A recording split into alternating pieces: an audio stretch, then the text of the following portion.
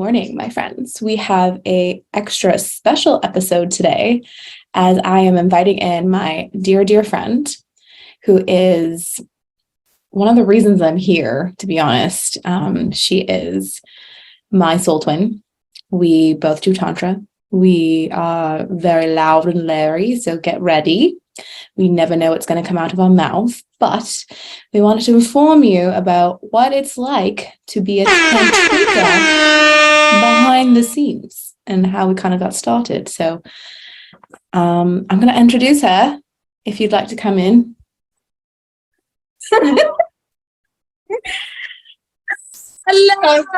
That was so great. Look, this is very annoying. Okay, we're in. We got to slow down. Okay. So, the bedroom and beyond.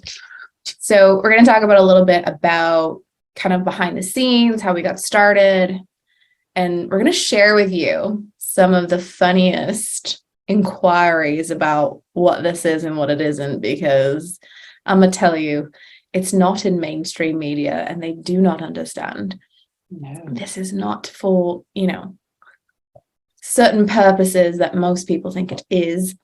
So this is Courtney, better known in the Tantra world as Vanessa Vatur, okay? Yes. Just as I am Desiree Wild, or Wild, or whatever you want to call it. But it is our Tantrika names, our goddess names.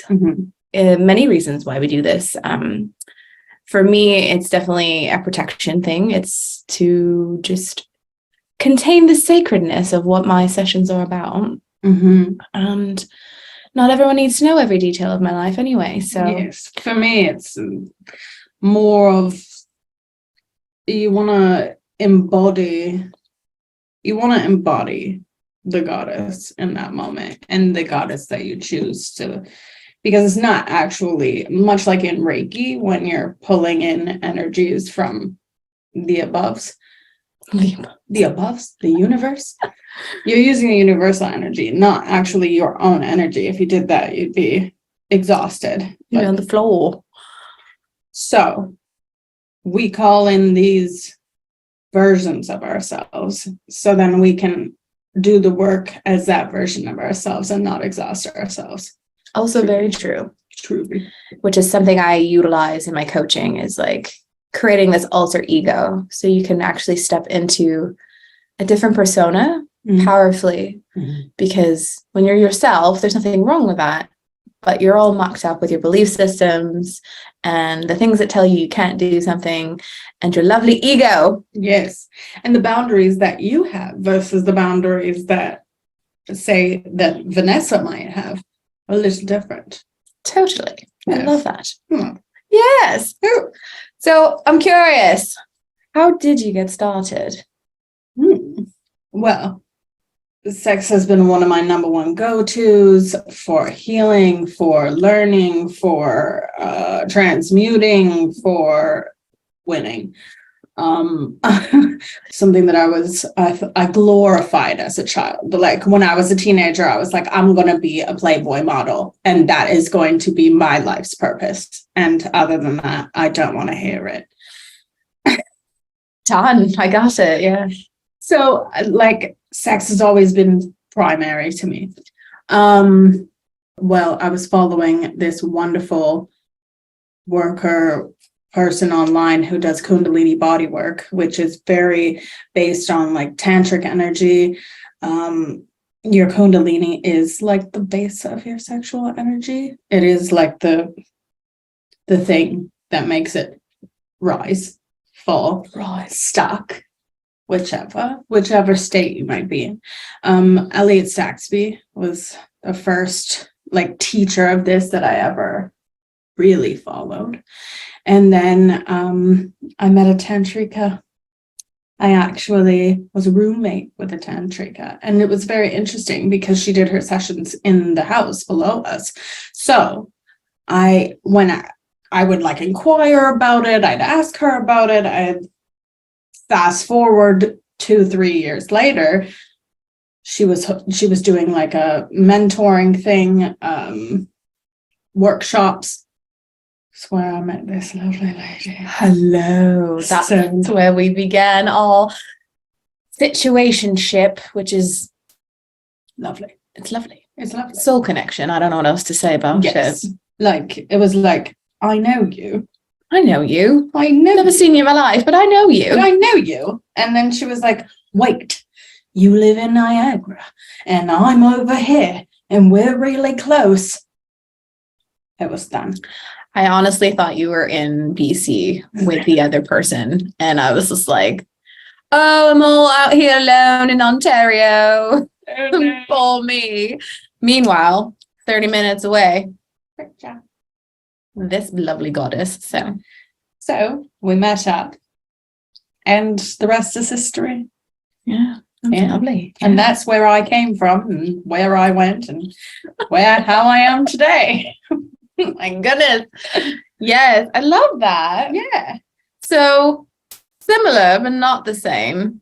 I always had a curiosity as a child to explore sexuality. I didn't know what it was at the time. I knew feelings. So I used to have this girl that would come over, and like our parents were friends, and we would stay over and have sleepovers and all the things. She was a year older, and we always used to do like body tickles and explore sensations in our body.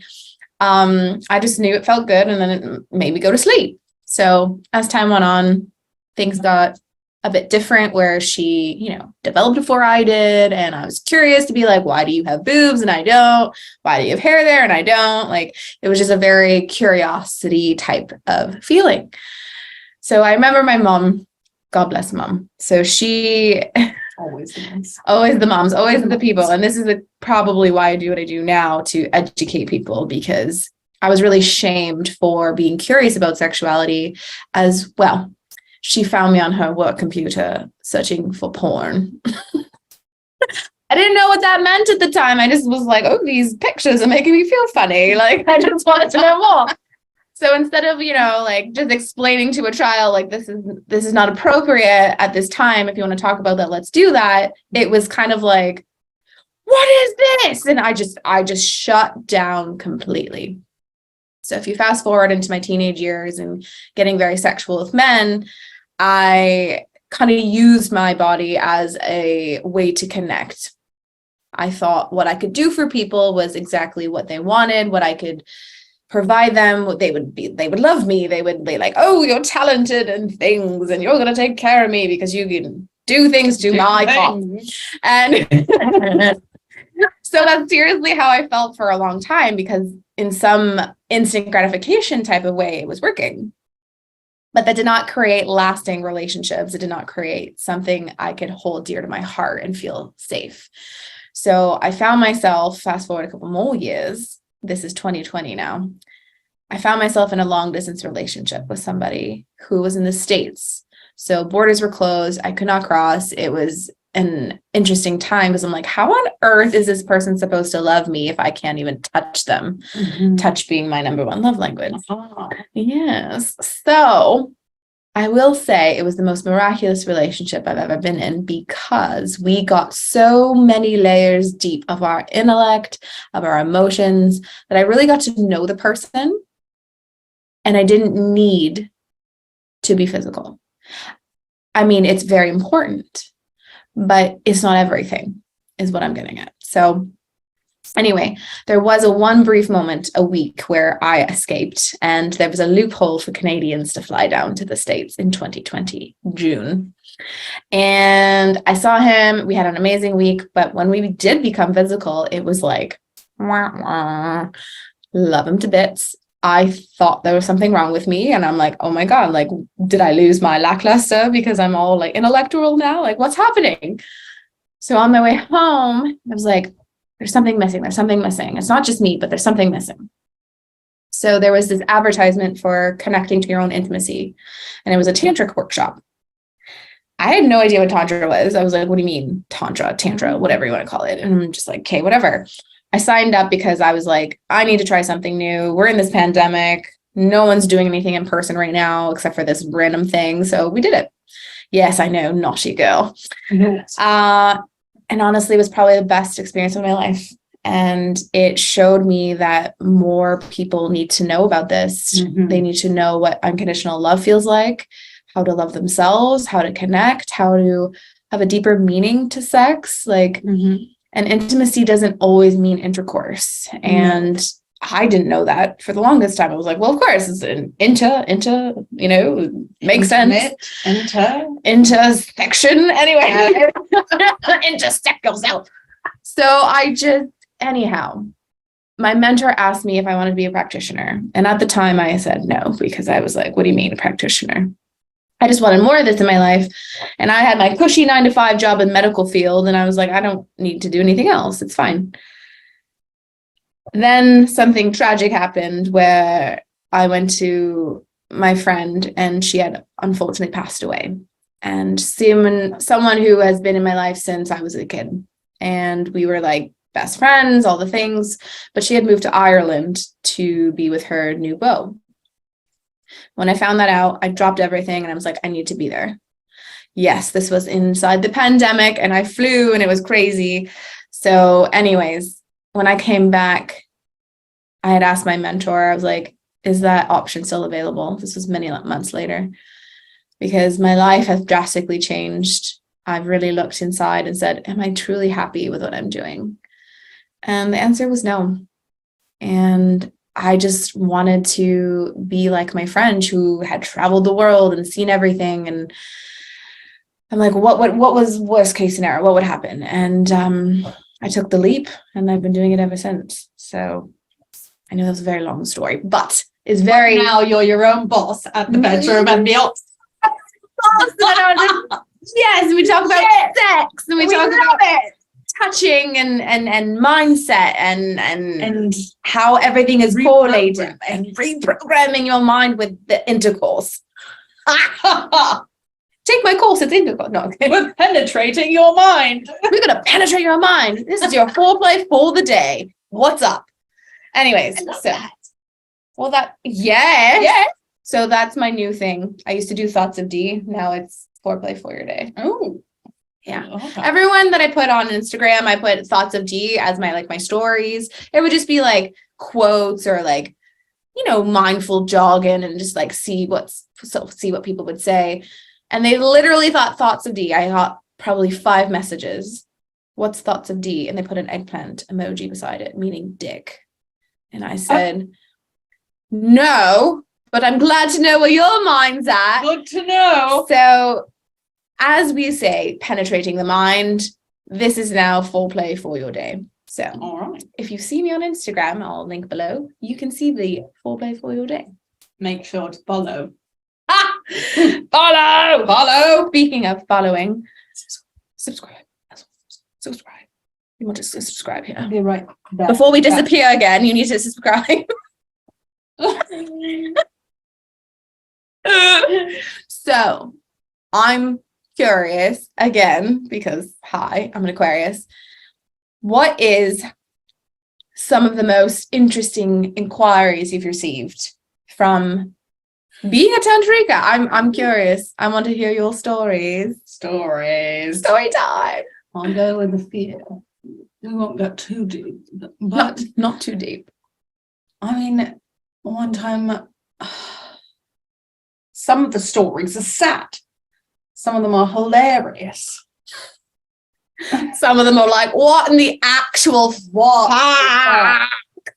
So a lot of the time, because Tantra is connected to sexual energy, many people get the idea that this is a nice rub and tug. And that is not the frequency by any means.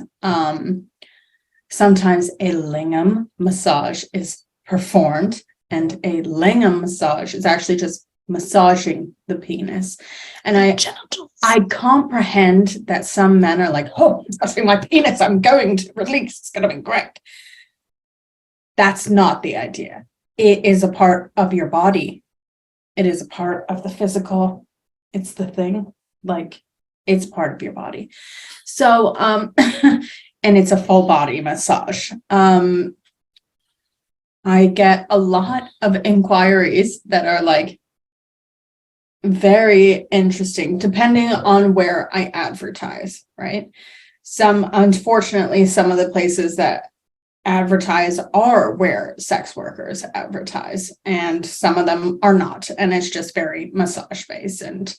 But we get some very interesting people and asking for very interesting acronyms in which I have no idea what they're talking about. And I'm just like, excuse me, what acronym is this?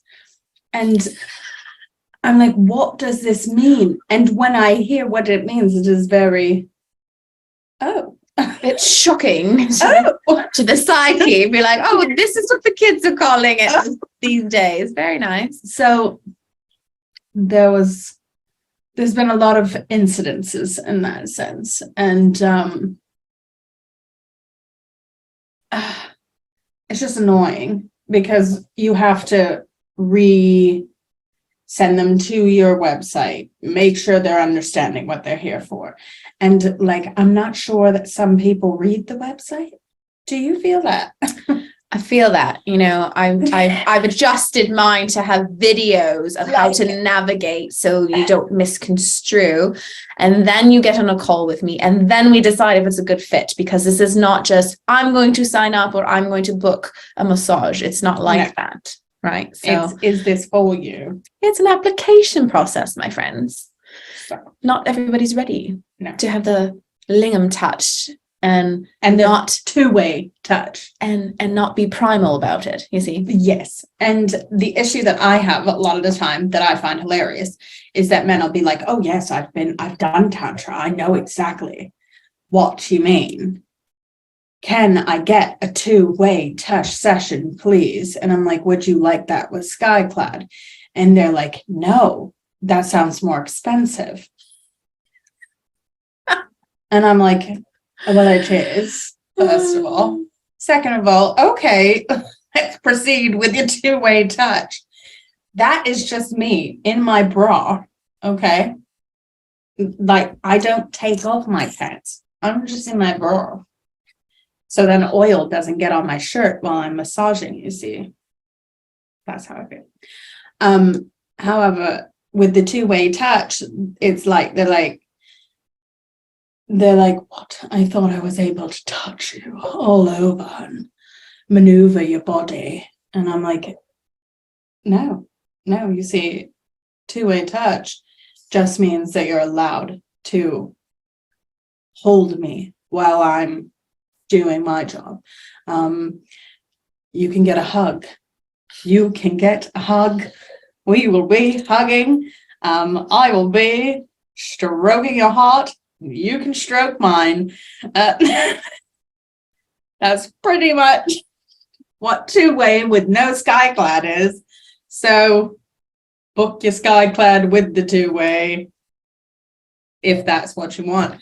But I feel like a lot of people don't understand the linguistics of it, but I find it hilarious when they say, oh no, like I do, and I've done this before, and I know. And that's how we know you're shit. Okay, on that note, I don't know if they're full of shit, but they all coming from their what we call the fractured or wounded masculine, which suggests manipulation. Mm-hmm. Now they may not be doing that on purpose, but this is the only way they've ever known to get their needs met.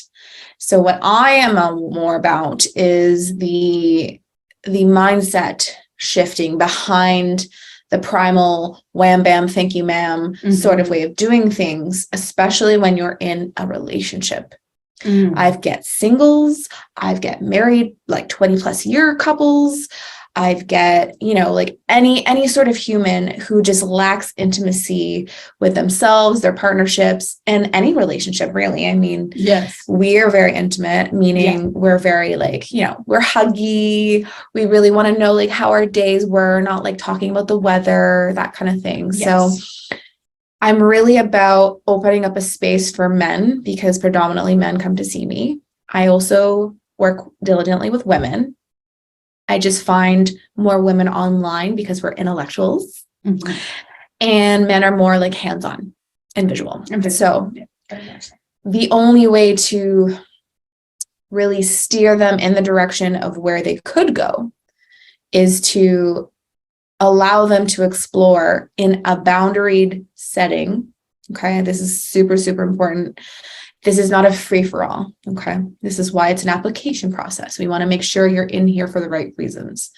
Sometimes people slip through because, again, they're using that manipulation tactic. And it's okay because we, the goddesses, the tantrikas, are very, very diligent. Yeah, I think diligence is the right name. To make sure that our boundaries are set and clear. Okay. So even if it's, a two-way touch, there may be areas of my body I don't want you to touch on that particular day or in that particular moment. And this is something we teach about, maybe your partner's not ready for that. Like, even if you've been together for 20 plus years and she likes it a certain way, in that moment, on that specific time, she may not. And she doesn't know how to communicate that. Yes. So this is kind of another piece to it as well, is how do you have conscious communication so both of your needs are met and you're not trying to step over each other or, just trying to get your need met and leaving the other person in the dust. Yeah.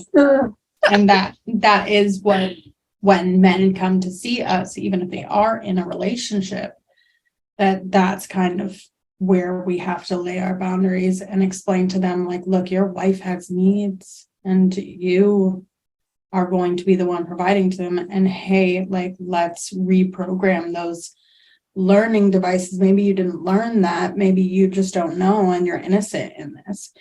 However, we are going to guide you on like how you could have a healthier communication and healthier relationship with your partner, and what that looks like physically and what that looks like mentally.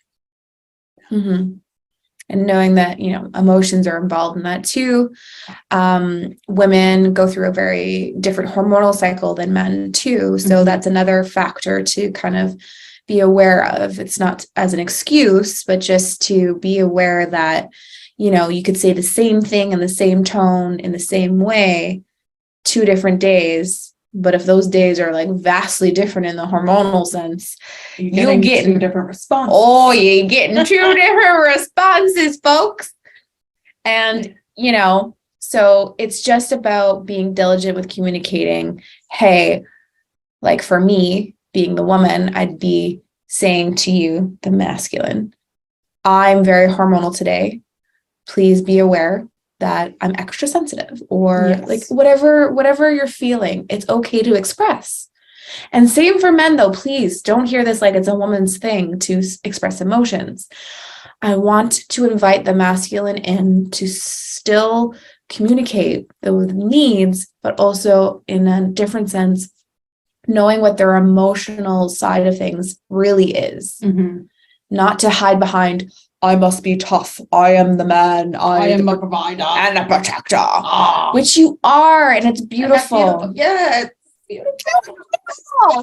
We want that for you. Want you to live into that, and we want your partner to be as happy as possible with that. And I'm just grateful for the men that actually are learning that, like, and I have some like clients that I work with, just beautiful. They're beautiful human beings actually, and they come in and they know what they need, they know what they're working with. And the communication factor, like when you can be real with yourself and you can be honest with you, that's when you come see us. Because we need your utmost honesty, your like vulnerability, and this is safe space to be vulnerable. Yes.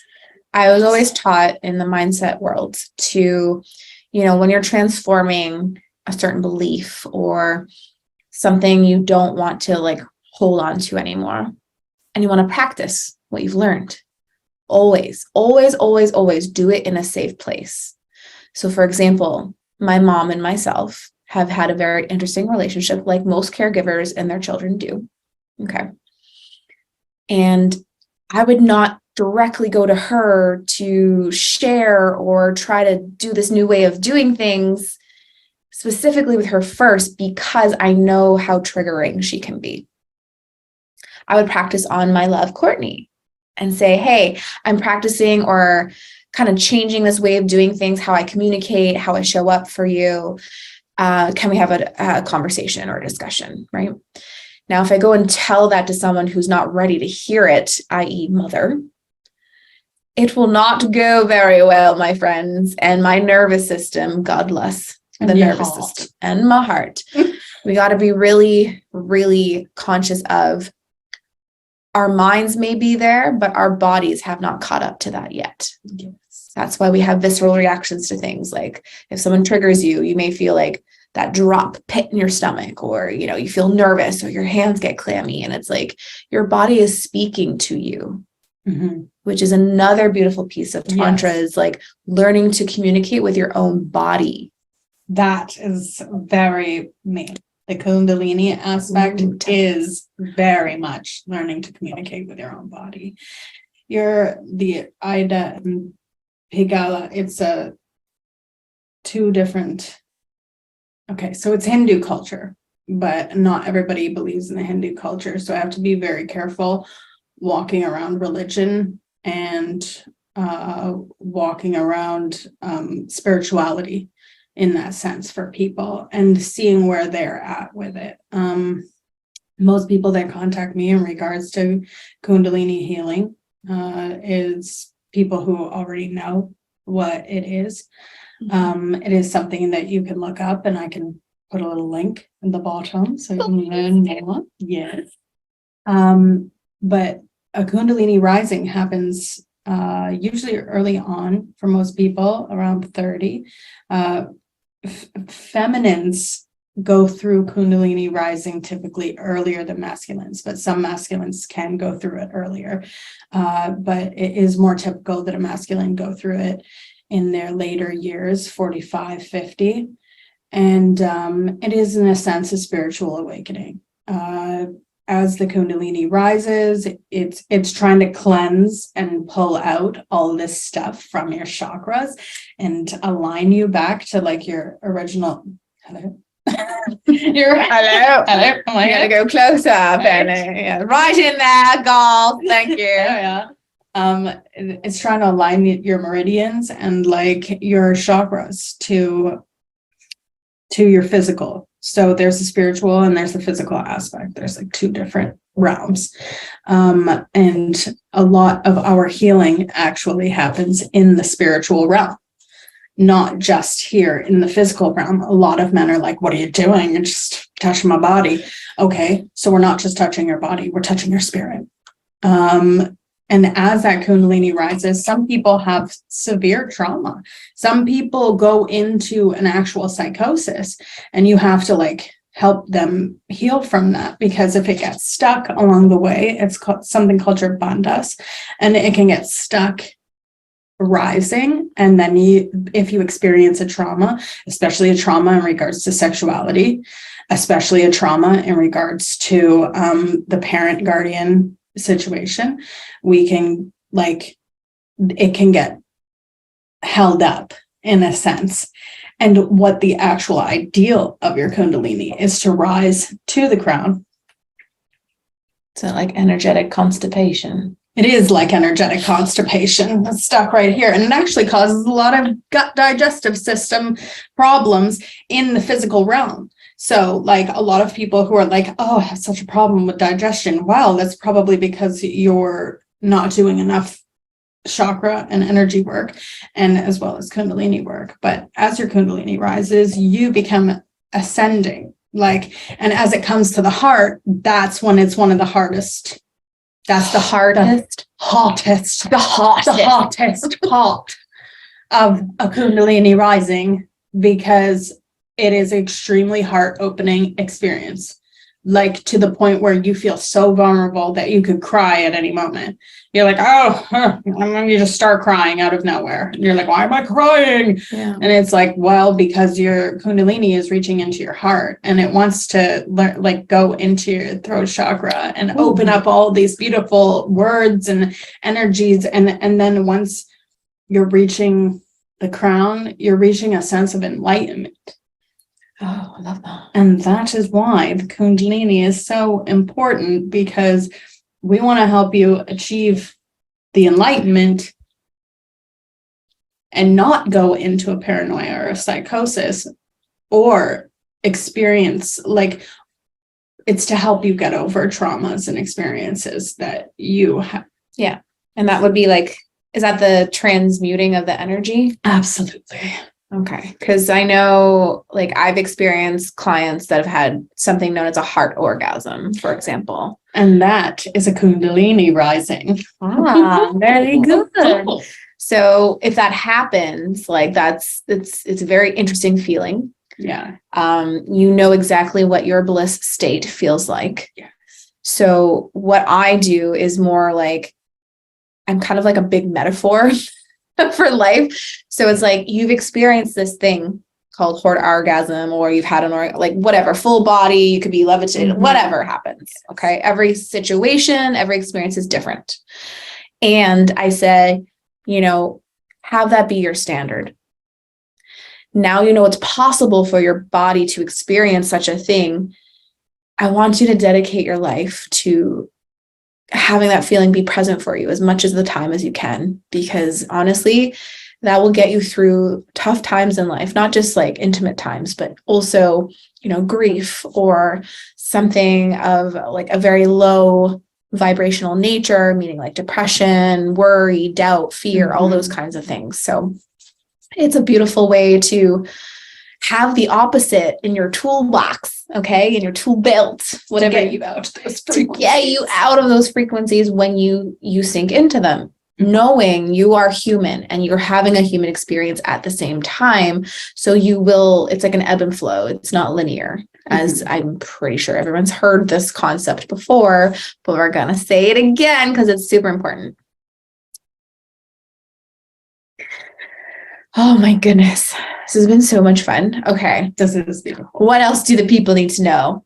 I have some funny stories. We need to know your story. Oh, okay. So, as you can imagine, because it's of a sexual nature, people misconstrue Tantra for sex all the time, as we've discussed earlier. And I've had some interesting things, like things you would want from a prostitute, which, hey, I'm all about, do what you're passionate about. If you're a prostitute or you're a sex worker of any kind, I commend you. I hope you have the boundaries to hold all those things for yourself and your self-integrity. And it's not what I do.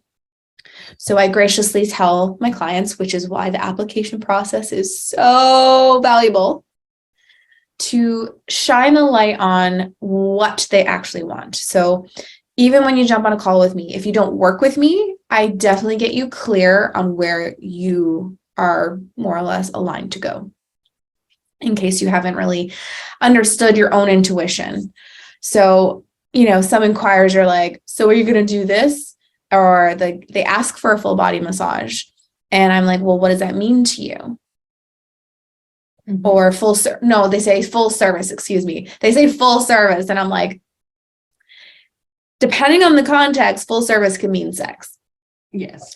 Full service could just mean a full body massage. So I really need to get clear before I even try to book someone to be like, hey, what does this mean for you? Yes. And if they can't answer, they go, well, things and the thing. And I'm like, what is the thing? Clarity, my friends. If you are bringing shame or guilt into the inquiry, it's not going to go well for you. No. And this is what we're here for, though. Okay. I don't want you to hear this as a make wrong. This is like an opportunity to say, hey, I don't know how to ask for the things that I want. Do you do X, Y, and Z? And I'm probably going to say no, because most of the time it's of a prostitute's forte nature. Okay. So, and there's nothing wrong with it. I oftentimes too find people are like apologizing. I'm sorry if that was out of line or to ask these things. And I'm like, if you were to ask these things on an average bear, like your partner or like just a random person off the street, yeah, it's a little inappropriate. But you're coming to us for this reason. And we're very understanding. We're very understanding. We're very well trained in understanding what goes on behind all the actual words, like the subject of reading between the lines. I'm very good at that. Okay. I always know what people are not saying. So, however, I never want to assume. No. I never want to put words in your mouth. I'll put other things in your mouth. No, I'm just kidding. If you'd like. I can put some else in there for you. Maybe a lollipop, some pineapples, maybe. Mangoes. I want mangoes. But the point is, don't fear asking someone of what we do, like of more spiritual, transformational sense. Okay. Like that's what I provide. I provide transformation. Okay. It's not just a massage. It's not just a coaching session. It's not just working on the body. And it's like, we dive deep if you want. I also can do surface stuff and just let you relax and enjoy yourself. And if that's what you want, that's great. We will discuss what the actual requirements and boundaries look like. And my forte is taking you layers deep so that you never have to feel shame again. So you never have to feel like you don't matter inside your relationships and all these beautiful things that we don't really think about, nor do we correlate with our sexual energy. So I just think it's a beautiful time. It's a beautiful thing to have in your pocket. Even if you are very sexually active with your partner, ask yourself, am I truly connecting with this being? Or are we just doing the things and just to like have the enjoyment? Mechanical, primal things. And again, there ain't nothing wrong with getting down and dirty for a quickie. Okay. It is. Where did I go? There's nothing wrong with that. I just don't want that to be a standard for people. Okay. The hardcore roughness. And if you're into kink and all those beautiful things, have at it. That's wonderful. But I want your foundation. Okay. Your foundation to be loving, connecting, understanding oneself. So you can hold space if you want to explore. There are things known as dark Tantra, which combines the tantric elements with BDSM. Correct. Okay. And it is in a controlled, beautiful setting. And that's why you have safe words. And that's why you have, the talk beforehand, what you want to explore. That's where the beautiful communication comes in. I like to make songs out of nowhere. Okay. That's why you're my friend. She's also an artist. So, musician, if you will. Musical. She's very musical. Actually, we might do a musical. We should do a musical. Okay. We're going to ask everyone. Vote in the comments if you want us to do a musical of some kind. Could be sexual, could not be. It doesn't matter. We can make it sexual. We all sexual. So yeah. We'll be sexual. Anyway, naturally. Very big personalities. That's all I got to say. Yeah. So leave it in the comments if you want to see that. And if you want to hear about anything else that we have not touched on today, I would love to know what y'all need to know about, what you need support on or with, okay? Whether you're single as a Pringle and ready to mingle, or you're pushing 20 years in a marriage. I don't care. You're all included, okay? Y'all.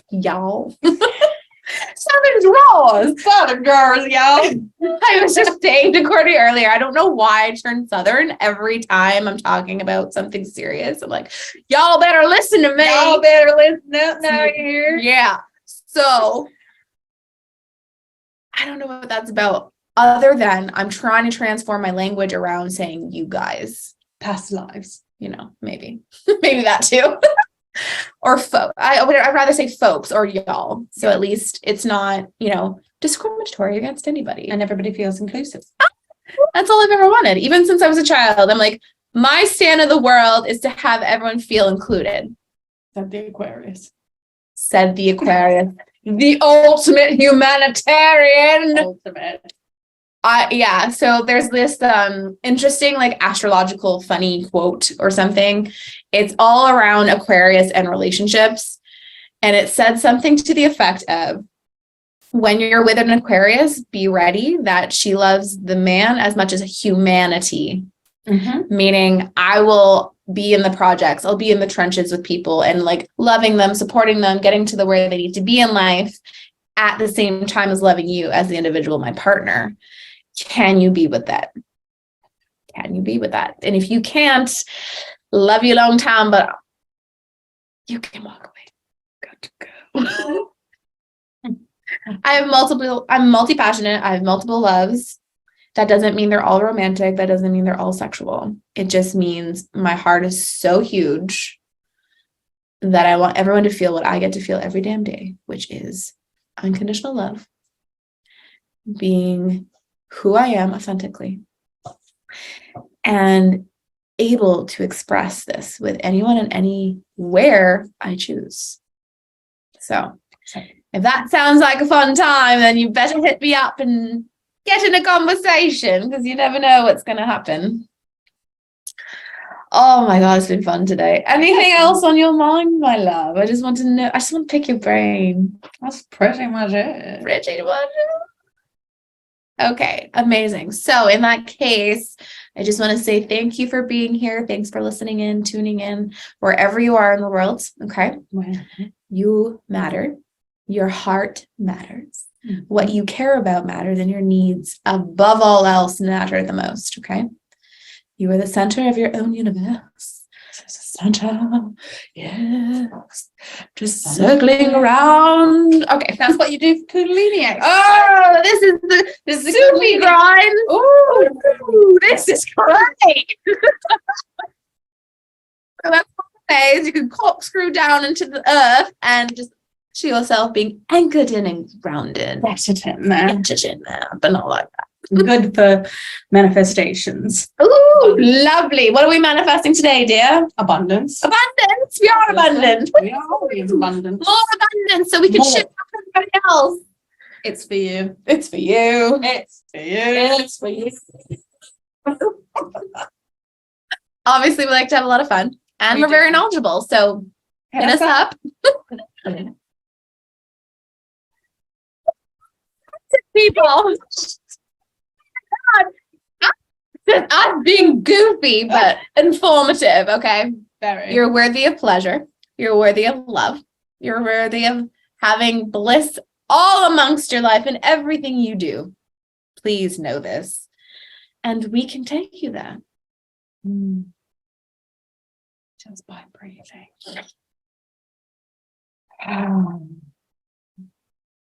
Very good, darling. Love you. Love you. Look at us. Oh, we disappear with my head. Oh, wait. No. Oh, extra connection. Bye. Like, share, and subscribe. We're going to soup the ground out of here. We'll see you later. We're going to see you later. Oh, no. We're not at the same time anymore. Oh, no.